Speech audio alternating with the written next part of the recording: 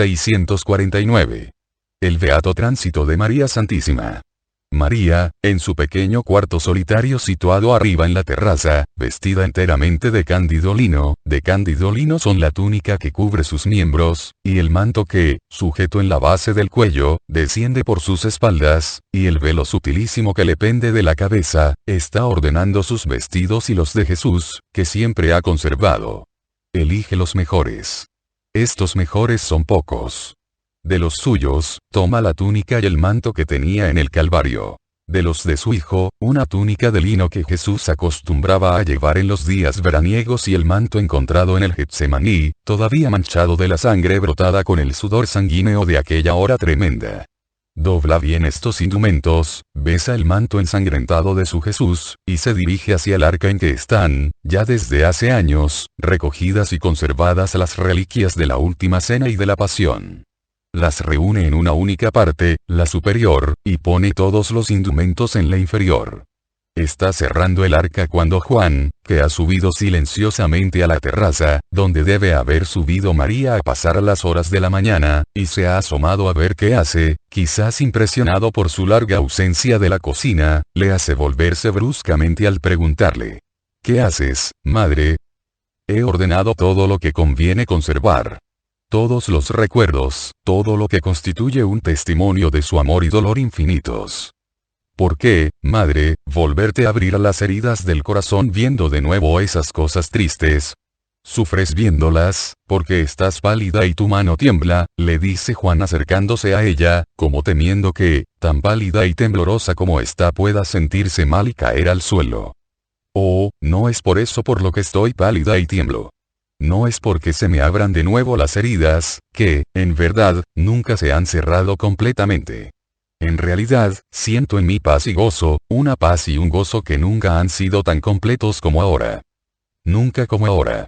No entiendo, a mí el ver esas cosas, llenas de atroces recuerdos, me hace renacer la angustia de aquellas horas. Y yo soy solo un discípulo suyo. Tú eres su madre, y, como tal, debería sufrir más, quieres decir. Y, humanamente, no yerras. Pero no es así. Yo estoy acostumbrada a soportar el dolor de las separaciones de él. Siempre dolor porque su presencia y cercanía eran mi paraíso en la tierra.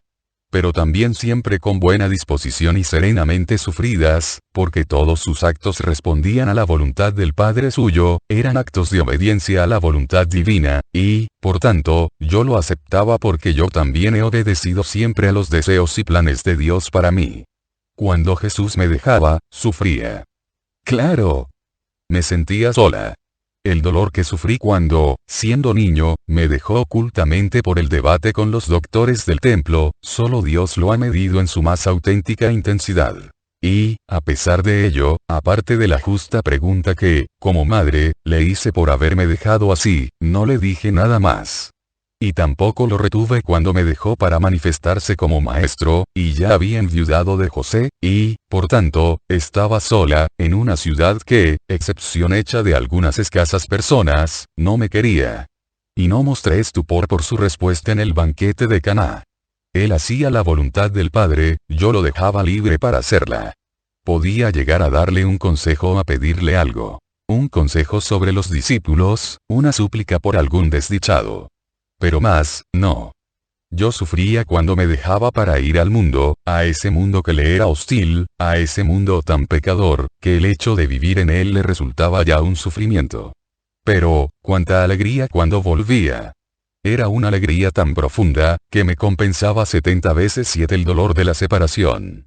Desgarrador fue el dolor de la separación que siguió a su muerte, pero con qué palabras podré expresar el gozo que sentí cuando se me apareció resucitado. Inmensa fue la pena de la separación por su regreso al Padre, una pena sin término hasta el acabamiento de mi vida terrena. Ahora experimento el gozo, inmenso gozo como inmensa ha sido la pena, porque siento que mi vida toca a su fin. He hecho cuanto debía hacer. He terminado mi misión terrena. La otra, la celeste, no tendrá fin. Dios me ha dejado en esta tierra hasta que he consumado, yo también, como mi Jesús todo lo que debía consumar. Y tengo dentro de mí esa secreta alegría, única gota de bálsamo en medio de sus amarguísimos, finales, atroces sufrimientos que tuvo Jesús cuando pudo decir: todo está consumado. Alegría en Jesús. En aquella hora. Sí, Juan. Una alegría incomprensible para los hombres, pero comprensible para los espíritus que ya viven en la luz de Dios y ven las cosas profundas, escondidas bajo los velos que el Eterno corre sobre sus secretos de Rey, gracias a esa luz. Yo, tan angustiada como estaba, profundamente turbada por lo que estaba sucediendo, asociada a él, a mi hijo, en el abandono en las manos del Padre, no comprendí en esos momentos. La luz se había apagado para el mundo todo que no la había querido acoger. Y también para mí. No por un justo castigo, sino porque, debiendo ser la corredentora, yo también debía padecer la angustia del abandono de los consuelos divinos, la tiniebla, la desolación, la tentación de Satanás de que no creyera ya posible lo que él había dicho. Todo lo que él padeció en el espíritu desde el jueves hasta el viernes. Pero luego comprendí. Cuando la luz, resucitada para siempre, se me apareció, comprendí todo. Incluso la secreta, final alegría de Cristo cuando pudo decir: todo lo que el Padre quería que llevara a cabo lo he cumplido.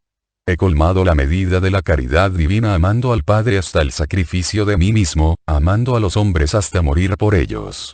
Todo lo que debía llevar a cabo lo he cumplido. Muero lacerado en mi carne inocente, pero contento en el espíritu.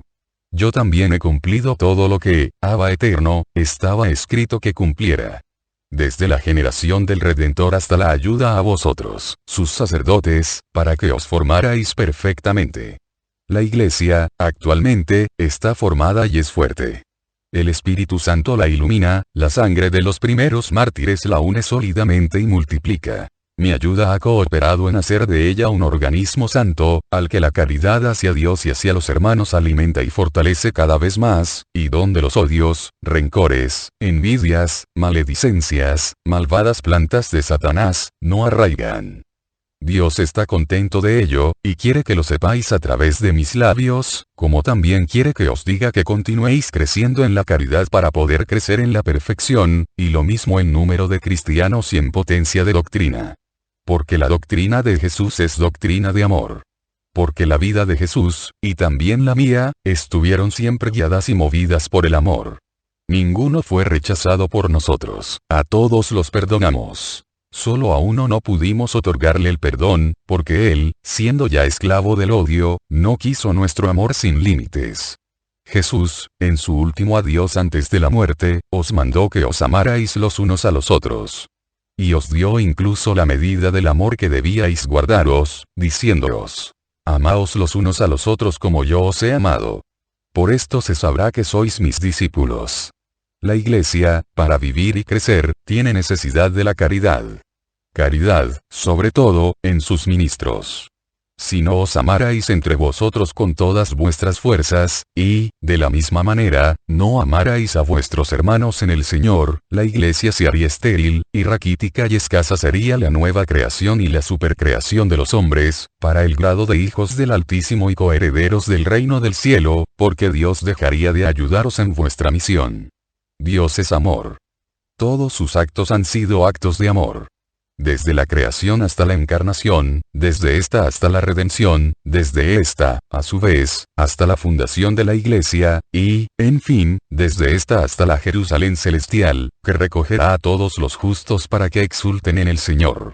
Te digo a ti estas cosas porque eres el apóstol del amor y las puedes comprender mejor que los otros. Juan la interrumpe diciendo: también los otros aman y se aman. Sí. Pero tú eres el amante por excelencia. Cada uno de vosotros tuvo siempre una característica, como, por lo demás, la tienen todas las criaturas. Tú, en el número de los 12, fuiste siempre el amor, el puro y sobrenatural amor. Quizás, es más, ciertamente por ser tan puro amas tanto. ¿Y Pedro? Pedro fue siempre el hombre auténtico e impetuoso. Su hermano, Andrés, tuvo todo el silencio y timidez que el otro no tenía. Santiago, tu hermano, impulsivo, tanto que Jesús lo llamó hijo del trueno. El otro Santiago, hermano de Jesús, justo y heroico. Judas de Alfeo, su hermano, noble y leal, siempre. La descendencia de David era evidente en él. Felipe y Bartolomé eran los tradicionalistas. Simón el celote, el prudente. Tomás, el pacífico. Mateo, el hombre humilde que, teniendo presente su pasado, trataba de pasar inadvertido. Y Judas de Queriot, ay. La oveja negra del rebaño de Cristo, la serpiente que recibió el calor de su amor, fue el satánico embustero, siempre. Pero tú, todo tu amor, puedes comprender mejor y ser voz de amor para todos los otros, para los lejanos, para transmitirles este último consejo mío. Les dirás que se amen y que amen a todos, incluso a sus perseguidores, para ser una sola cosa con Dios, como yo lo fui, hasta el punto de merecer ser elegida esposa del amor eterno para concebir a Cristo. Yo me he entregado a Dios sin medida, aun comprendiendo desde el primer momento cuánto dolor me habría acarreado ello. Los profetas estaban presentes en mi mente, y sus palabras la luz divina me las hacía clarísimas. Por tanto, desde mi primer fiat al ángel, supe que me consagraba al mayor de los dolores que madre alguna pudiera padecer. Pero nada puso límite a mi amor. Porque yo sé que el amor es, para cualquiera que lo use, fuerza, luz, imán que atrae hacia arriba, fuego que purifica y hace hermoso todo lo que enciende, y transforma y transhumana a todos los que ciñe en su abrazo. Sí, el amor es realmente llama. Es llama que, aun destruyendo todo lo caduco, hace de ello, aunque se trate de un desecho, un detrito, un despojo de hombre, un espíritu purificado y digno del cielo. ¿Cuántos desechos, cuántos hombres manchados, corroídos, acabados, encontraréis en vuestro camino de evangelizadores? No despreciéis a ninguno de ellos. Antes al contrario, amadlos, para que nazcan al amor y se salven. Infundid en ellos la caridad. Muchas veces el hombre se hace malo porque nadie lo amó nunca o lo amó mal. Vosotros amadlos para que el Espíritu Santo vaya de nuevo a vivir, después de la purificación en esos templos vaciados y ensuciados por muchas cosas. Dios, para crear al hombre no tomó un ángel, ni materia selecta. Tomó barro, la materia más abyecta. Luego, infundiendo en ella su soplo, o sea, otra vez su amor, elevó la materia abyecta al excelso grado de hijo adoptivo de Dios. Mi hijo, en su camino, encontró muchos seres humanos caídos en el fango y que eran verdaderos despojos. No los pisó con desprecio. Al contrario, con amor los recogió y acogió, y los transformó en elegidos del cielo. Recordad esto siempre. Y actuad como él actuó. Recordad todo, hechos y palabras de mi Hijo. Recordad sus dulces parábolas, vividlas, o sea, ponedlas en práctica. Y escribidlas para que tengan constancia de ellas los que vengan después hasta el final de los siglos, para que sean siempre guía de los hombres de buena voluntad para que consigan la vida y gloria eternas. No podréis, no, repetir todas las luminosas palabras de la eterna palabra de vida y verdad. Pero escribid cuantas más podáis escribir. El Espíritu de Dios, que descendió sobre mí para que diera al Salvador al mundo, y que descendió también sobre vosotros en 2 ocasiones, os ayudará a recordar y hablar a las gentes de forma que las convirtáis al verdadero Dios. Continuaréis así la maternidad espiritual que empecé yo en el Calvario para dar muchos hijos al Señor. Y el propio Espíritu, hablando en los hijos del Señor de nuevo creados, los fortalecerá de tal manera, que para ellos será dulce el morir entre tormentos, padecer el destierro y la persecución, con tal de confesar su amor a Cristo y unirse a Él en el cielo, como ya hicieron Esteban y Santiago, mi Santiago, y otros más. Cuando estés solo, salva esta arca. Juan, palideciendo y turbándose, más pálido aún de lo que ya se ha puesto cuando María ha dicho que siente cumplida su misión, la interrumpe exclamando y preguntando: Madre, ¿por qué dices esto? ¿Te sientes mal? No. ¿Entonces es que quieres dejarme? No. Estaré contigo mientras esté en la tierra. Pero prepárate, Juan mío, a estar solo. Pero, entonces es que te sientes mal y quieres ocultármelo. No, créeme. Nunca me he sentido con tantas fuerzas, con tanta paz, con tanta alegría, como ahora. Tengo dentro de mí un gozo tal, una tan gran plenitud de vida sobrenatural, que, sí, que pienso que no podré soportarla siguiendo viva. Además, no soy eterna. Debes comprenderlo. Eterno es mi espíritu. La carne, no. Y está sujeta, como todo cuerpo humano, a la muerte. No. No. No digas eso. Tú no puedes, no debes, morir. Tu cuerpo inmaculado no puede morir como el de los pecadores. Estás en un error, Juan. Mi hijo murió. Yo también moriré. No conoceré la enfermedad, la agonía, el angustioso sufrimiento de la muerte. Pero, morir, moriré. Y, además, has de saber, hijo mío, que si tengo un deseo entero y solamente mío, y que permanece desde que él me dejó, es precisamente este. Este es el primero, intenso deseo del todo mío. Es más, puedo decir, la primera voluntad mía. Todas las otras cosas de mi vida no fueron sino consentimiento de mi voluntad a la voluntad divina. Voluntad de Dios, puesta por él mismo en mi corazón de niña, fue el querer ser virgen. Voluntad suya, mi boda con José. Voluntad suya, mi maternidad virginal y divina. Todo en mi vida ha sido voluntad de Dios, y obediencia mía a su voluntad. Pero esta, la voluntad de querer unirme de nuevo a Jesús, es voluntad del todo mía. Dejar la tierra por el cielo, para estar con Él eterna y continuamente. Mi deseo de hace ya muchos años. Y ahora siento que próximamente se va a hacer realidad. No te turbes de esa manera, Juan. Escucha, más bien, mis últimos deseos. Cuando mi cuerpo, ausente ya de él el espíritu vital, yazca en paz, no me sometas a los embalsamamientos habituales entre los hebreos. Ya no soy la hebrea, sino la cristiana, la primera cristiana, si bien se piensa, porque fui la primera que tuvo a Cristo, carne y sangre, en mí, porque fui su primera discípula, porque fui con él corredentora y continuadora suya aquí, entre vosotros, siervos suyos. Ningún ser humano, excepto mi padre y mi madre y los que asistieron a mi nacimiento, vio mi cuerpo. Tú a menudo me llamas arca verdadera que contuvo la palabra divina. Ahora bien, tú sabes que solo el sumo sacerdote puede ver el arca. Tú eres sacerdote, y mucho más santo y puro que el pontífice del templo. Pero yo quiero que solo el eterno pontífice pueda ver, en su debido momento, mi cuerpo. Por eso, no me toques. Además, ya ves que me he purificado y me he puesto la túnica pura, el vestido de los esponsales eternos, pero, ¿por qué lloras, Juan? Porque la tempestad del dolor se desencadena dentro de mí. Me doy cuenta de que voy a perderte pronto. ¿Cómo podré vivir sin ti? Siento desgarrárseme el corazón ante este pensamiento. No resistiré este dolor. Resistirás. Dios te ayudará a vivir, y mucho tiempo, como me ayudó a mí.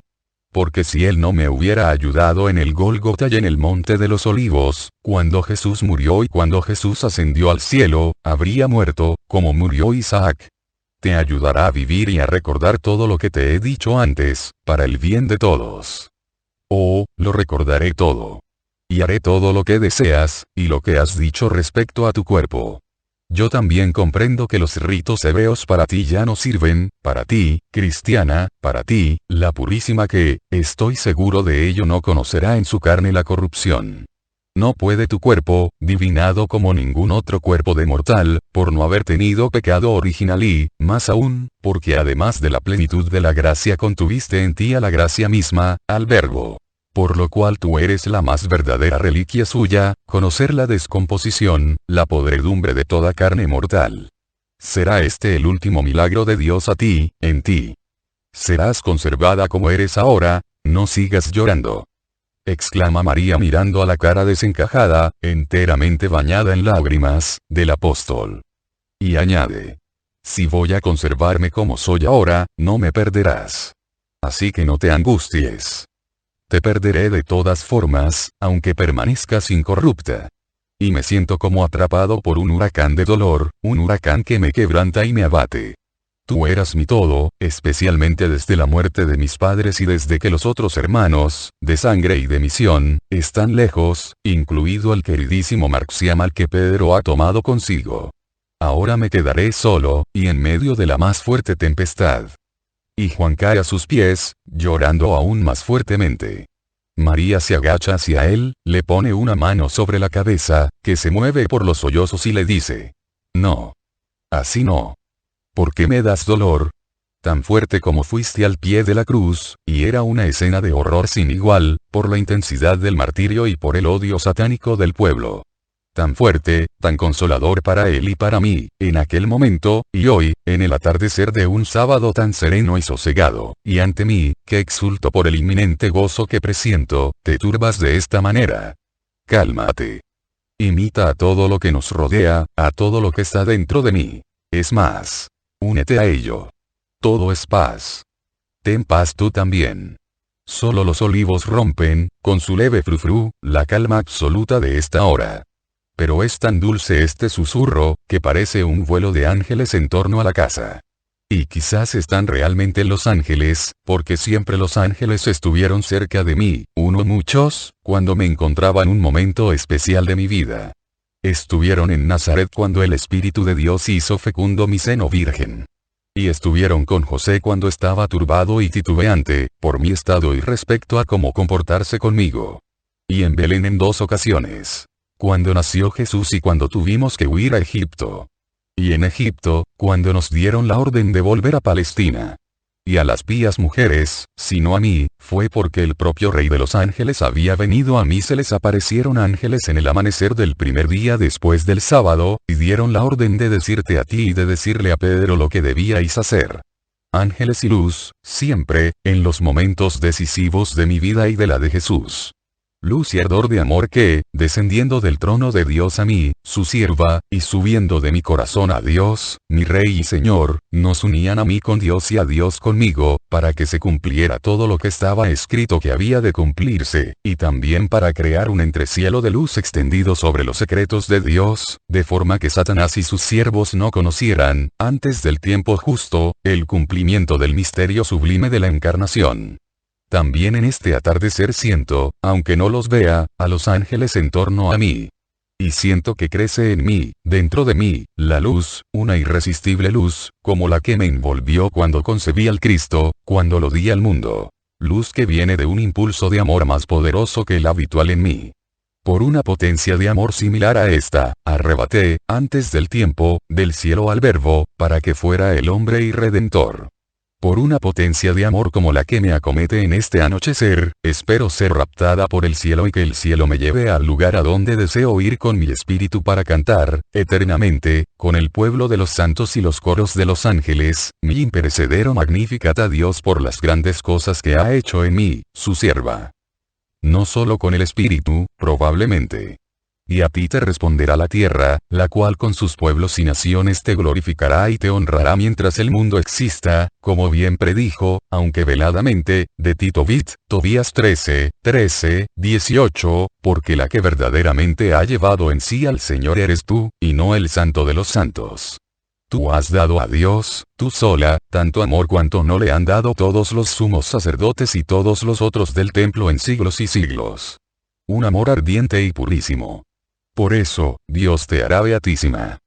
Y cumplirá mi único deseo, mi única voluntad. Porque el amor, cuando es tan total, que es casi perfecto como el de mi Hijo y Dios, todo lo obtiene, incluso lo que para el juicio humano parecería imposible de obtenerse. Recuerda esto, Juan. Y di también esto a tus hermanos. Seréis muy hostigados. Obstáculos de todo tipo os harán temer una derrota, matanzas por parte de los perseguidores, deserción por parte de cristianos de moral, iscariótica deprimirán vuestro espíritu. No temáis. Amad y no temáis. En la proporción de vuestro modo de amar Dios os ayudará y os hará triunfar sobre todo y sobre todos. Todo obtiene el que se hace serafín. Entonces el alma, esa admirable, eterna cosa que es el mismo soplo de Dios, por él infundido en nosotros, se proyecta poderosamente hacia el cielo, cae como llama a los pies del divino trono, habla con Dios y es escuchada por Dios, y obtiene del Omnipotente lo que desea. Si los hombres supieran amar como ordena la antigua ley y como amó y enseñó a amar mi Hijo, todo lo obtendrían. Yo amo así. Por eso siento que dejaré de estar en la tierra, yo por exceso de amor, como Él murió por exceso de dolor. La medida de mi capacidad de amar está colmada. Mi alma y mi carne no pueden ya contenerla.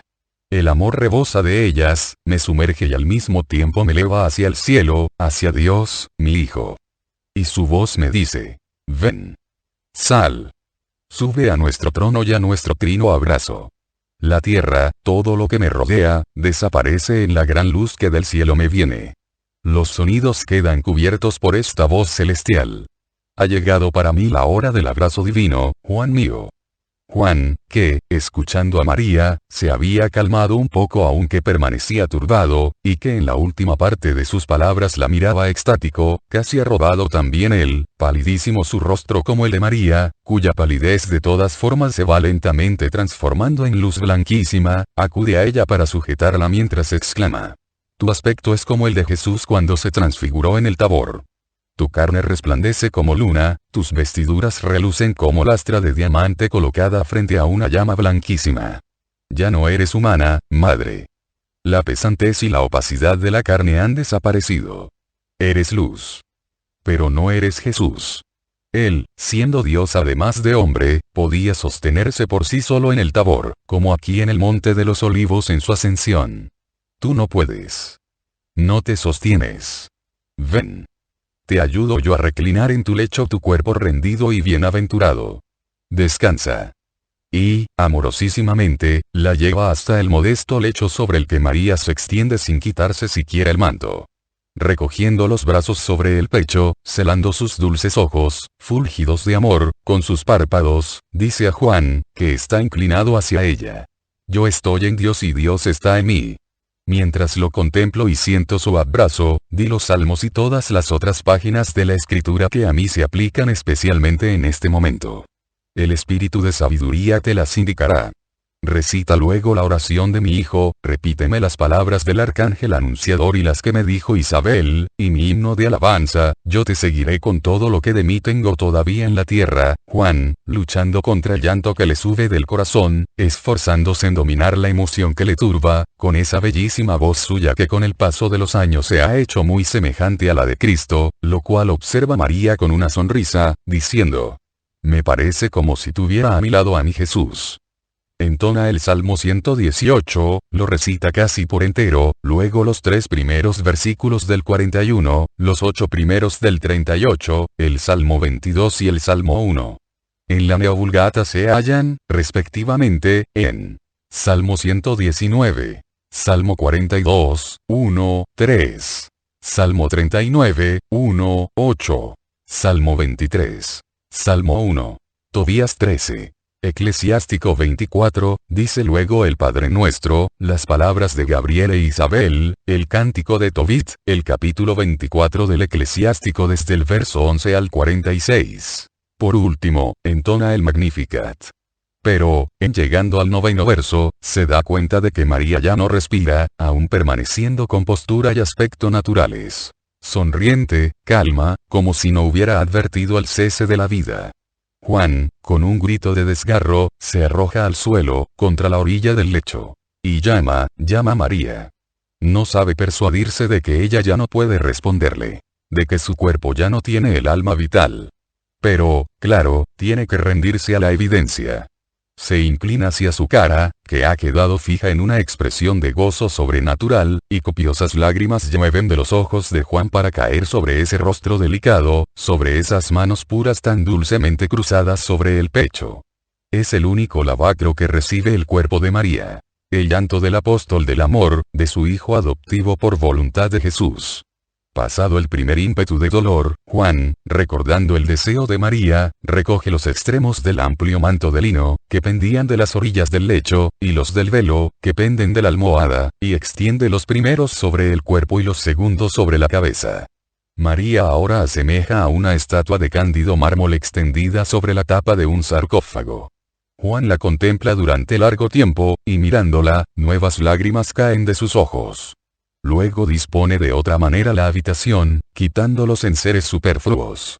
Deja solo la cama, la pequeña mesa, contra la pared, sobre la que deposita el arca que contiene las reliquias. Un taburete que coloca entre la puerta que da a la terraza y el lecho donde yace María. Y una repisa sobre la que está la lamparita que Juan ha encendido, porque ya va llegando la noche. Presuroso, baja al Getsemaní para recoger todas las flores que puede encontrar, y ramas de olivo ya con olivas formadas. Vuelve a subir al pequeño cuarto y, a la luz de la lamparita, coloca las flores y las ramas alrededor del cuerpo de María. y el cuerpo queda como en el centro de una gran corona. Mientras realiza esto, habla con María yacente, como si pudiera oírle. Dice, haciendo referencia al Cantar de los Cantares 2, 1, 2. Eclesiástico 24, 14, 17. Salmo 104, 13, 15. Fuiste siempre lirio de los valles, rosa suave, oliva especiosa, vía fructífera, espiga santa. Nos has dado tus perfumes, el óleo de la vida y el vino de los fuertes y el pan que preserva de la muerte al espíritu de quienes de él dignamente se nutren. Bien están en torno a ti estas flores, como tú sencillas y puras, como tú adornadas de espinas, como tú pacíficas. Ahora acercamos esta lamparita. Así, junto a tu lecho, para que te vele y me haga compañía mientras te velo, en espera de al menos uno de los milagros que espero, de los milagros por cuyo cumplimiento oro. El primero es que, según su deseo, Pedro, y los otros a los que mandaré avisar a través del servidor de Nicodemo, puedan verte todavía una vez. El segundo es que tú, de la misma forma que en todo seguiste la suerte de tu hijo, como él te despiertes al tercer día, para no hacer de mí el 2 veces huérfano. El tercero es que Dios me dé paz, si no se cumpliera lo que espero que en ti se cumpla, como se cumplió en Lázaro, que no era como tú. Pero, ¿y por qué no iba a cumplirse? Regresaron a la vida la hija de Jairo, el joven de Naim, el hijo de Teófilo, verdad es que, entonces, obró el maestro, pero él está contigo, aunque no en modo visible. Y tú no has muerto por enfermedad, como los resucitados por obra de Cristo. Pero tú realmente has muerto. ¿Has muerto como todo hombre muere? No. Siento que no. Tu espíritu no está ya en ti, en tu cuerpo, y en ese sentido esto tuyo podría llamarse muerte. Pero, por el modo en que tu tránsito ha sucedido, pienso que esto no es sino una transitoria separación de tu alma, sin culpa y llena de gracia, de tu purísimo y virginal cuerpo. Debe ser así. Es así. ¿Cómo y cuándo tendrá lugar de nuevo la unión y la vida volverá a ti? No lo sé. Pero estoy tan seguro de ello, que me quedaré aquí, a tu lado, hasta que Dios, o con su palabra o con su acción, me muestre la verdad sobre tu destino. Juan, que ha terminado de colocar todas las cosas, se sienta en el taburete, poniendo en el suelo, junto al lecho, la lamparita. Y contempla, orando, a María yacente. 650. Gloriosa Asunción de María Santísima. ¿Cuántos días han pasado? Es difícil establecerlo con seguridad. A juzgar por las flores que forman una corona alrededor del cuerpo exánime, debería decirse que han pasado pocas horas. Pero si se juzga por las ramas de olivo sobre las cuales están las flores frescas, ramas con hojas ya lacias, y por las otras flores mustias puestas, cada una de ellas como una reliquia sobre la tapa del arca, se debe concluir que ya han pasado algunos días. Pero el cuerpo de María presenta el aspecto que tenía instantes después de haber expirado. Ninguna señal de muerte hay en su cara, ni en sus pequeñas manos. Ningún olor desagradable hay en la habitación. Es más, aletea en ella un perfume indefinible, que huele a mezcla de incienso, lirios, rosas, muguetes y hierbas montanas. Juan, a saber cuántos días lleva velando, se ha dormido vencido por el cansancio, sentado en el taburete, con la espalda apoyada en la pared, junto a la puerta abierta que da a la terraza. La luz de la lámpara, colocada en el suelo, lo ilumina de abajo hacia arriba y permite ver su rostro cansado, palidísimo, excepto en torno a los ojos, enrojecidos por el llanto. El alba debe haber empezado ya. En efecto, su débil claror hace visibles la terraza y los olivos que rodean a la casa, un claror que se va haciendo cada vez más intenso y que, entrando por la puerta, hace más nítidos los contornos de los objetos de la habitación, de esos objetos que, por estar lejos de la lamparita, antes apenas se vislumbraban. De repente, una gran luz llena la habitación, una luz argentea con tonalidades azules, casi fosfórica. Y aumenta sin cesar, anulando la del alba y la de la lamparita. Una luz igual que la que inundó la gruta de Belén en el momento de la Natividad Divina. Luego, en esta luz paradisíaca, se hacen visibles criaturas angélicas, luz aún más espléndida en la luz, ya de por sí poderosísima, que ha aparecido antes. Como ya sucedió cuando los ángeles se aparecieron a los pastores, una danza de centellas de todos los colores surge de sus alas dulcemente agitadas, de las cuales procede un armónico susurro ornado de arpegios, dulcísimo. Las criaturas angélicas se disponen en corona en torno al lecho, se inclinan hacia él, levantan el cuerpo inmóvil y, con un batir más fuerte de sus alas, que aumenta el sonido que antes existía, por una abertura que se ha creado prodigiosamente en el techo, como prodigiosamente se abrió el sepulcro de Jesús, se van, llevándose consigo el cuerpo de su reina, santísimo, sin duda, pero aún no glorificado y, por tanto, sujeto a las leyes de la materia, sujeción que no tuvo Cristo porque cuando resucitó de la muerte ya estaba glorificado.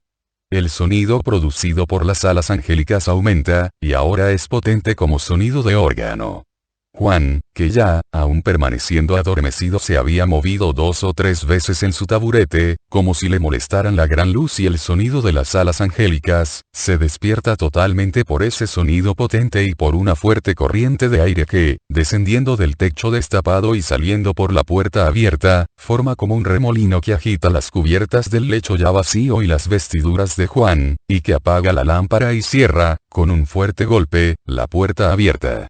El apóstol mira a su alrededor, todavía soñoliento, para percatarse de lo que está sucediendo. Se da cuenta de que el lecho está vacío y el techo está descubierto. Intuye que ha tenido lugar un prodigio. Sale corriendo a la terraza y, como por un instinto espiritual, o por llamada celeste, alza la cabeza protegiendo sus ojos con la mano para mirar sin el obstáculo del naciente sol.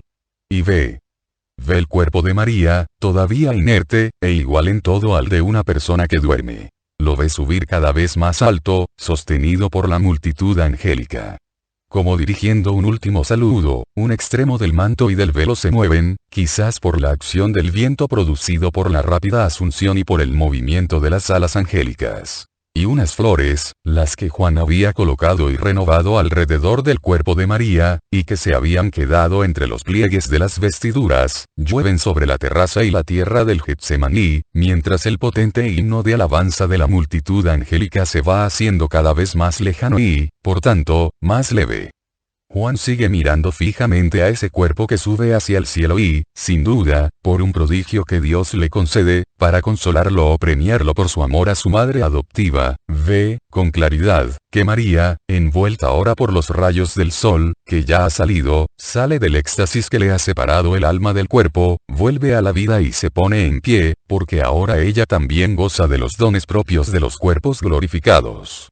Juan mira, el milagro que Dios le concede le da la facultad, contra toda ley natural, de ver a María como es ahora mientras sube en rapto hacia el cielo, rodeada, ya no ayudada a subir, por los ángeles que entonan cantos de júbilo. Y Juan se ve raptado por esa visión de hermosura que ninguna pluma usada por mano humana, ninguna palabra humana ni obra alguna de artista podrán jamás describir o reproducir, porque es de una belleza indescriptible. Juan, permaneciendo apoyado en el antepecho de la terraza, sigue mirando fijamente esa espléndida y resplandeciente forma de Dios, porque realmente puede llamarse así a María, formada en modo único por Dios, que la quiso inmaculada, para que fuera forma para el Verbo encarnado que sube cada vez más. Y un último, supremo prodigio concede Dios amor a este perfecto amante suyo. El de ver el encuentro de la Madre Santísima con su Santísimo Hijo, quien, también el espléndido y resplandeciente, hermoso con una hermosura indescriptible desciende rápido del cielo, llega junto a su madre, la abraza contra su corazón y, juntos, más refulgentes que 2 astros mayores, con ella regresa al lugar de donde ha venido. La visión de Juan ha terminado. Baja la cabeza. En su rostro cansado están presentes el dolor por la pérdida de María y el júbilo por su glorioso destino. Pero ahora ya el júbilo supera al dolor. Dice: gracias, Dios mío. Gracias. Presentía que habría sucedido esto. Y quería estar en vela para no perder ningún episodio de su asunción. Pero llevaba ya 3 días sin dormir. El sueño, el cansancio, unidos al dolor, me han abatido y vencido en el momento en que era inminente la asunción, pero quizás tú mismo lo has querido, oh Dios, para que no perturbara ese momento y no sufriera demasiado. Sí, sin duda, tú lo has querido así, de la misma forma que ahora has querido que viera lo que sin un milagro tuyo no habría podido ver. Me has concedido verla otra vez, aun estando ya muy lejana, ya glorificada y gloriosa, como si estuviera cerca de mí. Y ver de nuevo a Jesús. Oh, visión beatísima, inesperada, inesperable. Oh, donde los dones de Jesús Dios a su Juan. Gracia suprema. Volver a ver a mi Maestro y Señor. Verlo a Él junto a su Madre. Él semejante a un sol y ella a una luna, esplendidísimos ambos por su estado glorioso y por la felicidad de estar unidos de nuevo y eternamente. ¿Qué será el paraíso, ahora que vosotros resplandecéis en él, vosotros, astros mayores de la Jerusalén celestial? ¿Cuál será el júbilo de los angélicos coros y de los santos? Es tal la alegría que me ha producido al ver a la madre con el hijo, cosa que anula toda pena suya, toda pena de ambos, que también mi pena cesa y, en su lugar, en mí entra la paz. De los 3 milagros que había pedido a Dios, 2 se han cumplido. He visto volver la vida a María, y siento que vuelve a mí la paz. Todas mis angustias cesan, porque os he visto unidos de nuevo en la gloria. Gracias por ello, oh Dios. Y gracias por haberme dado la forma de ver, incluso respecto a una criatura, santísima, pero, en todo caso, humana, cuál es el destino de los santos, cuál será después del último juicio y la resurrección de los cuerpos y su nueva unión, su fusión con el Espíritu subido al cielo a la hora de la muerte. No tenía necesidad de ver para creer. Porque siempre he creído firmemente en todas las palabras del Maestro. Pero muchos dudarán de que, después de siglos y milenios, la carne, convertida en polvo, pueda volver a ser cuerpo vivo. A estos les podré decir, jurando por las cosas más excelsas, que no solo Cristo volvió a la vida, por su propio poder divino, sino que también la madre suya, 3 días después de la muerte, si tal muerte puede llamarse muerte, reemprendió vida, y, con la carne unida de nuevo al alma, tomó su eterna morada en el cielo, al lado de su Hijo. Podré decir, creed, cristianos todos, en la resurrección de la carne al final de los siglos, y en la vida eterna del alma y de los cuerpos, vida bienaventurada para los santos y horrenda para los culpables impenitentes. Creed y vivid como santos, de la misma forma que como santos vivieron Jesús y María, para alcanzar su mismo destino. Yo vi a sus cuerpos subir al cielo. Os lo puedo testificar. Vivid como justos para poder un día estar en el nuevo mundo eterno, en alma y cuerpo, junto a Jesús Sol y junto a María, estrella de todas las estrellas. Gracias otra vez, oh Dios. Y ahora recojamos todo lo que queda de ella. Las flores que han caído de sus vestiduras, las ramas de olivo que han quedado en su lecho, y conservémoslo. Servirán, sí, servirán para ayudar y consolar a mis hermanos, en vano esperados. Antes o después los encontraré, recoge incluso los pétalos de las flores que se han deshojado al caer. Y con las flores y pétalos en un extremo de su túnica, entra en la habitación. Advierte entonces más atentamente la abertura del techo y exclama. Otro prodigio. Y otro admirable paralelismo en los prodigios de las vidas de Jesús y María. Él, Dios, por sí solo resucitó, y solo con su voluntad volcó la piedra del sepulcro, y solo con su poder ascendió al cielo. Por sí solo. Para María, santísima pero hija de hombre, con ayuda angélica se abrió la vía para su asunción al cielo, y con ayuda angélica se ha verificado su asunción al cielo. En Cristo el Espíritu volvió a animar al cuerpo mientras el cuerpo estaba todavía en la tierra, porque así debía ser, para hacer callar a sus enemigos y confirmar en la fe a todos sus seguidores. En María el Espíritu ha vuelto cuando el santísimo cuerpo estaba ya en el umbral del paraíso, porque para ella no era necesaria ninguna otra cosa. Oh, potencia perfecta de la infinita sabiduría de Dios. Juan ahora recoge en una tela las flores y las ramas que han quedado en el lecho, une a ello lo que había recogido afuera, y pone todo encima de la tapa del arca. Luego abre el arca y mete dentro la almohadita de María y la cubierta de la cama. Baja a la cocina, recoge otros objetos usados por ella, el huso y la rueca y las piezas de la vajilla usados por ella y los une a las otras cosas.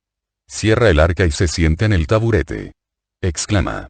Ahora todo está cumplido también para mí. Ahora puedo marcharme, libremente, a donde el Espíritu de Dios me conduzca. Ir y sembrar la divina palabra que el Maestro me ha dado para que yo se la dé a los hombres. Enseñar el amor. Enseñarlo para que crean en el amor y en su poder. Dar a conocer a los hombres lo que Dios amor ha hecho por ellos. Su sacrificio y su sacramento y rito perpetuos por los que, hasta el final de los siglos, podremos estar unidos a Jesucristo por la Eucaristía y renovar el rito y el sacrificio como Él mandó hacer. Dones, todos ellos, del amor perfecto. Hacer amar al amor, para que crean en el amor como nosotros hemos creído y creemos. Sembrar el amor, para que sea abundante la recolección y la pesca, para el Señor. María me ha dicho, en sus últimas palabras, que el amor todo lo obtiene. En sus últimas palabras a mí, a quien ella cabalmente ha definido, en el colegio apostólico, como el que ama, el amante por excelencia, la antítesis de Judas Iscariote, que fue el odio. Como Pedro la impulsividad y Andrés la mansedumbre. Y los hijos de Alfeo la santidad y sabiduría unidas a nobleza de modos. Etc. Yo, el amante, ahora que ya no tengo ni al maestro ni a la madre, a quienes amar en la tierra, iré a esparcir el amor entre las gentes. El amor será mi arma y doctrina. Y con él venceré al demonio y al paganismo, y conquistaré a muchas almas. Continuaré así a Jesús y a María, que fueron el amor perfecto en la tierra. 651. Sobre el tránsito, la asunción y la realeza de María Santísima. Dice María. Yo morí. Sí, si se quiere llamar muerte a la separación acaecida entre la parte superior del espíritu y el cuerpo. No, si por muerte se entiende la separación entre el alma vivificante y el cuerpo, la corrupción de la materia carente ya de la vivificación del alma y, antes, la lobreguez del sepulcro, y, como primera de todas estas cosas, el angustioso sufrimiento de la muerte. Cómo morí, o, mejor, cómo pasé de la tierra al cielo, antes con la parte inmortal, después con la perecedera. Como era justo que fuera para la mujer que no conoció mancha de culpa. En ese anochecer, ya había empezado el descanso sabático. Hablaba con Juan. De Jesús. De sus cosas. Aquella hora vespertina estaba llena de paz. El sábado había apagado todos los rumores de humanas obras. Y la hora apagaba toda voz de hombre o de ave. Solo los olivos de alrededor de la casa emitían su frufru con la brisa del anochecer. Parecía como si un vuelo de ángeles acariciara las paredes de la casita solitaria. Hablábamos de Jesús, del Padre, del reino de los cielos. Hablar de la caridad y del reino de la caridad significa encenderse con el fuego vivo, consumir las cadenas de la materia para dejar libre al espíritu en sus vuelos místicos. Si el fuego está contenido dentro de los límites que Dios pone para conservar a las criaturas en la tierra a su servicio, es posible arder y vivir, encontrando en el fuego no consumición sino perfeccionamiento de vida. Pero cuando Dios quita los límites y deja libertad al fuego divino de incidir sin medida en el espíritu y de atraerlo hacia sí sin medida, entonces el espíritu, respondiendo a su vez sin medida al amor, se separa de la materia y vuela al lugar desde donde el amor le incita y a donde el amor le invita. Y es el final del destierro y el regreso a la patria. Aquel atardecer, al ardor incontenible, a la vitalidad sin medida de mi espíritu, se unió una dulce postración, una misteriosa sensación de que la materia se alejaba de todo lo que la rodeaba. Como si el cuerpo se durmiera, cansado, mientras el intelecto, avivado más su razonar, se abismara en los divinos esplendores. Juan, amoroso y prudente testigo de todos mis actos desde que fue mi hijo adoptivo según la voluntad de mi unigénito, dulcemente me persuadió de que buscara descanso en el lecho, y me veló orando. El último sonido que oí en la tierra fue el susurro de las palabras del Virgen Juan. Para mí fueron como la nana de una madre junto a la cuna. Y acompañaron a mi espíritu en el último éxtasis, demasiado sublime como para ser descrito. Acompañaron a mi espíritu hasta el cielo. Juan, único testigo de este delicado misterio, me avió. Él solo me avió, envolviéndome en el manto blanco, sin cambiarme de túnica ni de velo, sin lavacro y sin embalsamamiento. El espíritu de Juan, como se ve claro por sus palabras del segundo episodio de este ciclo que va de Pentecostés a mi Asunción, ya sabía que no me iba a descomponer, e instruyó al apóstol sobre lo que había de hacerse. Y él, casto y amoroso, prudente respecto a los misterios de Dios y a los compañeros lejanos, decidió custodiar el secreto y esperar a los otros siervos de Dios, para que me vieran todavía y sacaran, de verme, consuelo y ayuda para las penas y fatigas de sus misiones. Esperó como estando seguro de que llegarían. Pero el decreto de Dios era distinto. Como siempre, bueno para el predilecto. Justo, como siempre, para todos los creyentes. Cargó los ojos del primero, para que el sueño le ahorrara la congoja de ver cómo se le arrebataba también mi cuerpo. Dio a los creyentes otra verdad que los ayudara a creer en la resurrección de la carne, en el premio de una vida eterna y bienaventurada concedida a los justos. En las verdades más poderosas y dulces del Nuevo Testamento, mi inmaculada concepción, mi divina maternidad virginal. En la naturaleza divina y humana de mi Hijo, verdadero Dios y verdadero hombre, nacido no por voluntad carnal sino por desposorio divino y por divina semilla depositada en mi seno. En fin, para que creyeran que en el cielo está mi corazón de madre de los hombres, palpitante de vibrante amor por todos, justos y pecadores, deseoso de teneros a todos junto a sí, en la patria bienaventurada, por toda la eternidad. Cuando los ángeles me sacaron de la casita, mi espíritu había vuelto a mí. No. El espíritu ya no tenía que bajar de nuevo a la tierra. Estaba en adoración delante del trono de Dios. Pero cuando la tierra, el destierro, el tiempo y el lugar de la separación de mi Señor uno y trino fueron dejados para siempre, entonces el espíritu volvió a resplandecer en el centro de mi alma, despertando a la carne de su dormición. Por lo que es cabal hablar, respecto a mí, de asunción al cielo en alma y cuerpo, no por mi propia capacidad, como sucedió en el caso de Jesús, sino por ayuda angélica. Me desperté de aquella misteriosa y mística dormición, me alcé, en fin, volé, porque ya mi carne había conseguido la perfección de los cuerpos glorificados. Y amé. Amé a mi Hijo y a mi Señor, uno y trino, de nuevo hallados, los amé como es destino de todos los eternos vivientes. Dice Jesús. Llegada su última hora, como una azucena cansada que, después de haber exhalado todos sus aromas, se pliega bajo las estrellas y cierra su cáliz de candor, María, mi madre, se recogió en su lecho y cerró los ojos a todo lo que la rodeaba, para recogerse en una última, serena contemplación de Dios.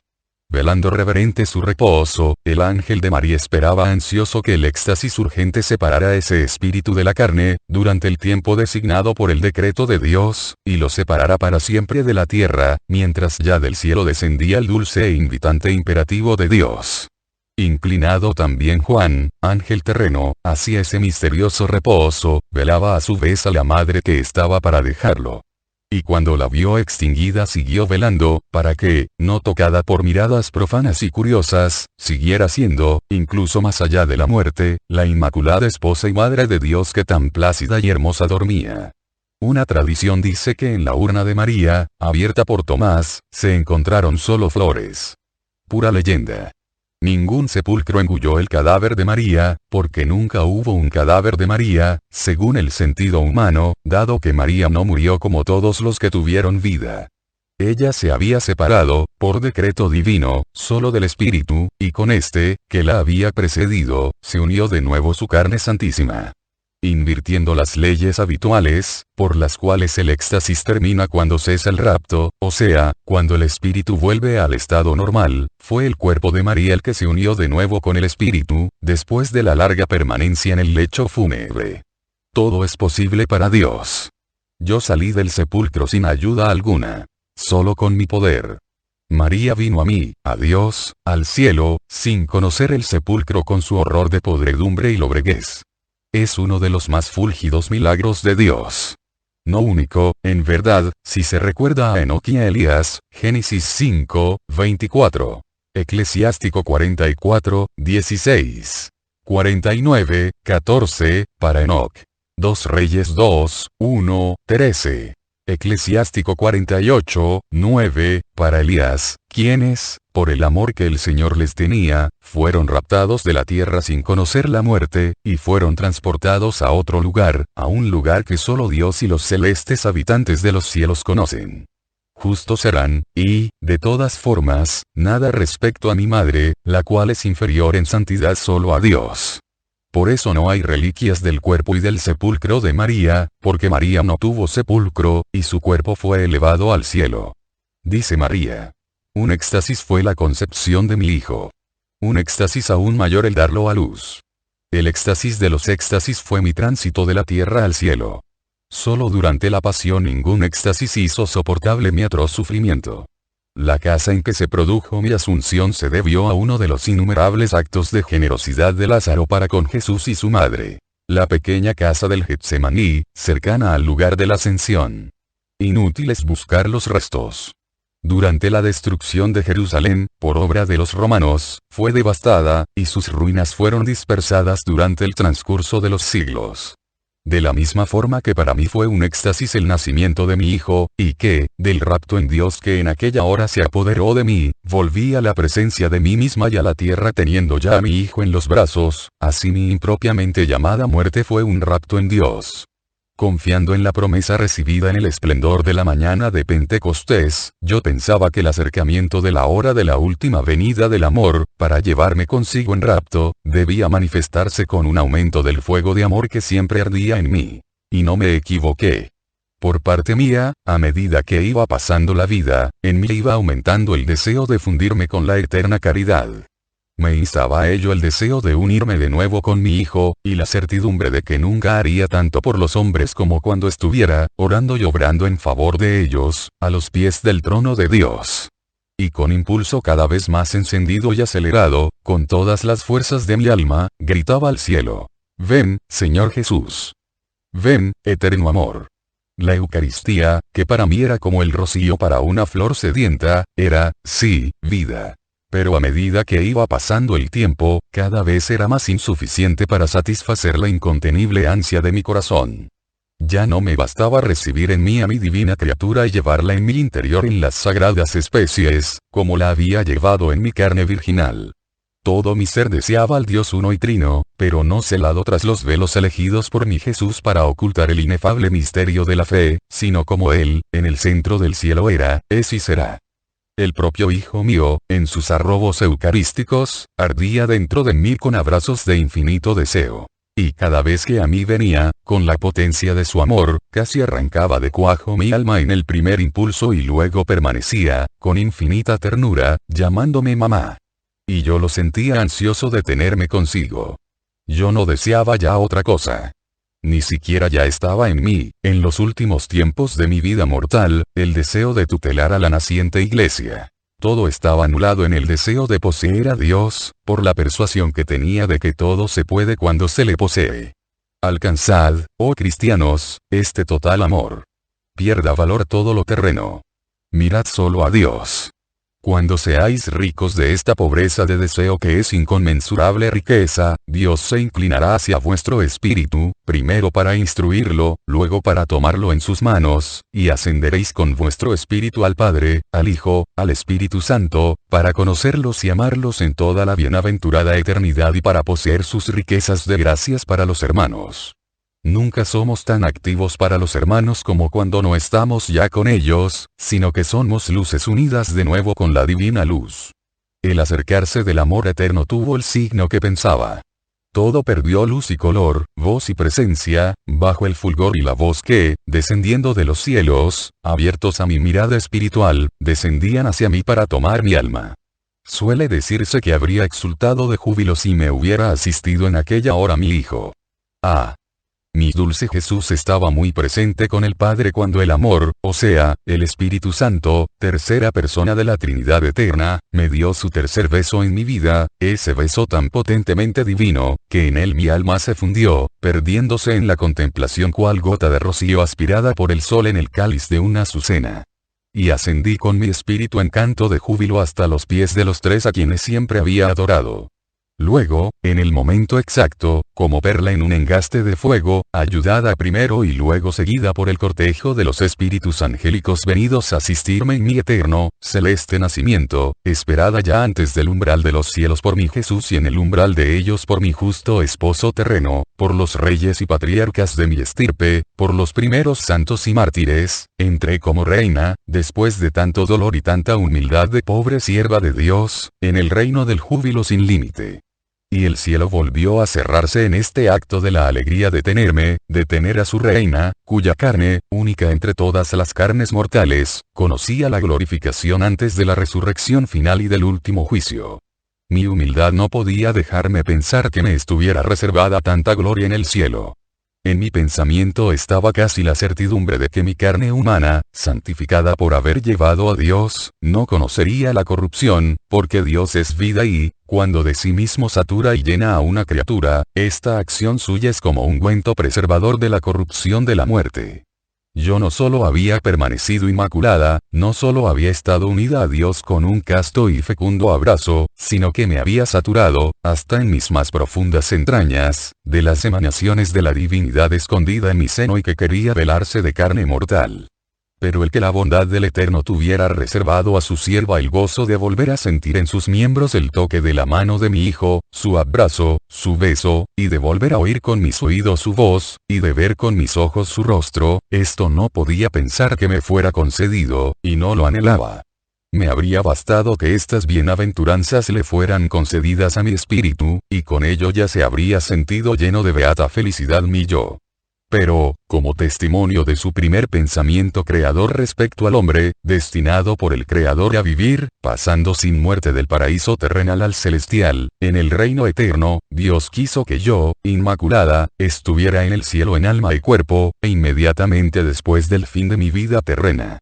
Yo soy el testimonio cierto de lo que Dios había pensado y querido para el hombre. Una vida inocente y sin conocimiento de culpas. Un dulce paso de esta vida a la vida eterna, paso con el que, como quien cruza el umbral de una casa para entrar en un palacio, el hombre, con su ser completo hecho de cuerpo material y de alma espiritual, habría pasado de la tierra al paraíso, aumentando esa perfección de su yo que Dios le había dado, con la perfección completa, tanto de la carne como del espíritu, que el pensamiento divino tenía destinada para todas las criaturas que permanecieran fieles a Dios y a la gracia.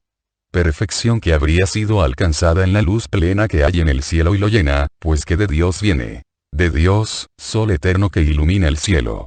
Delante de los patriarcas, profetas y santos, delante de los ángeles y los mártires, Dios me puso a mí, elevada a la gloria del cielo en alma y cuerpo, y dijo: Esta es la obra perfecta del Creador.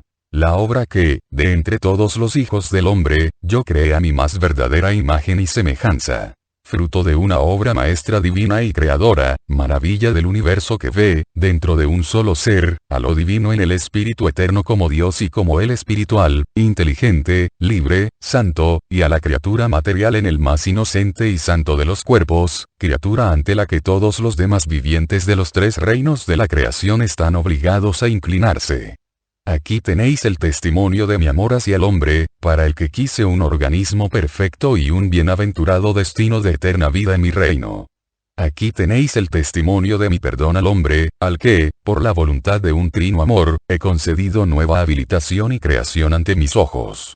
Esta es la mística piedra de parangón, este es el anillo de unión entre el hombre y Dios, ella es la que lleva de nuevo el tiempo a sus días primeros, y da a mis ojos divinos la alegría de contemplar a una Eva como yo la creé, aún más hermosa y santa por ser madre de mi verbo y por ser mártir del mayor de los perdones. Para su corazón inmaculado que jamás conoció mancha alguna, ni siquiera la más leve, yo abro los tesoros del cielo. Y para su cabeza, que jamás conoció la soberbia, con mi fulgor hago una corona, y la corono, porque es para mí santísima, para que sea vuestra reina. En el cielo no hay lágrimas. Pero, en lugar del jubiloso llanto que habrían derramado los espíritus si les estuviera concedido el llanto, humor que resuma destilado por una emoción, hubo, después de estas divinas palabras, un centelleo de luces, y visos de esplendores resplandeciendo aún más esplendorosos, y un incendio de fuegos de caridad que ardían con más encendido fuego, y un insuperable e indescriptible sonido de celestes armonías, a las cuales se unió la voz del Hijo mío, en alabanza a Dios Padre y a su sierva bienaventurada para toda la eternidad. Dice Jesús. Hay diferencia entre que el alma se separe del cuerpo por verdadera muerte y que momentáneamente el espíritu se separe del cuerpo y del alma vivificante por un éxtasis o rapto contemplativo.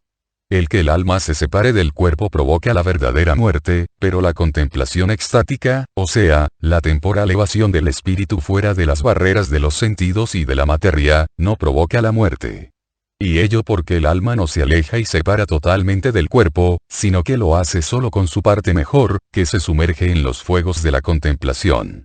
Todos los hombres, mientras viven, tienen en sí el alma, sea que esté muerta por el pecado, sea que esté viva por la justicia. Pero solo los grandes amantes de Dios alcanzan la contemplación verdadera. Esto demuestra que el alma, que conserva la vida mientras está unida al cuerpo, y esta particularidad está presente igual en todos los hombres, tiene en sí misma una parte superior. El alma del alma, o espíritu del espíritu, que en los justos es fortísima, mientras que en los que desprecian a Dios y su ley, incluso solo con su tibieza y los pecados veniales se hace débil, privando a la criatura de la capacidad de contemplar y conocer, hasta donde puede hacerlo una humana criatura, según el grado de perfección alcanzado a Dios y sus eternas verdades. Cuanto más ama y sirve a Dios la criatura con todas sus fuerzas y posibilidades, esa parte superior de su espíritu tiene más capacidad de conocer, de contemplar, de penetrar las eternas verdades. El hombre, dotado de alma racional, es una capacidad que Dios llena de sí. María, siendo la más santa de las criaturas después del Cristo, fue una capacidad colmada, hasta el punto de rebosar sobre los hermanos en Cristo de todos los siglos, y por los siglos de Dios, de sus gracias, de su caridad, de su misericordia. El tránsito de María se produjo sumergida ella por las olas del amor. Ahora, en el cielo, hecha océano de amor, derrama sobre los hijos que le son fieles, y también sobre los hijos pródigos, sus olas de caridad para la salvación universal, ella que es Madre universal de todos los hombres.